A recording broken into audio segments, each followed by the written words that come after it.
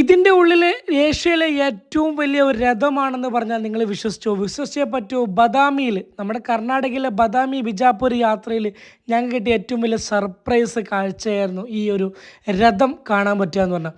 ഇത്രയും വലിയ ബിൽഡിങ്ങിൻ്റെ ഉള്ളിലാണ് ആ രഥം വെച്ചിരിക്കുന്നത്. രഥ ഓഫ് ശിവയോഗ മന്ദിർ ബദാമി. ഒരു സ്റ്റെപ്പ് കയറി ടിക്കറ്റ് എടുത്താൽ മാത്രമേ ഇതിൻ്റെ ഉള്ളിലേക്ക് കയറാൻ പറ്റുള്ളൂ. പക്ഷേ 2 നിലകളിലായിട്ട് നമുക്ക് കാണാനുള്ള കാഴ്ചകളൊക്കെ വളരെ വലുതാണ്. ഇത് പുറത്തിറങ്ങുമ്പോൾ എത്ര ആന വലിച്ചിട്ടാണ് പുറത്തിറങ്ങുകയെന്ന് പറയാൻ പറ്റില്ല. പക്ഷേ അത് പുറത്തിറങ്ങുമ്പോൾ കാണാനുള്ള കാഴ്ചയും അതിഗംഭീരമായിരിക്കും എന്നുള്ള കാര്യത്തിൽ ഒരു സംശയവുമില്ല.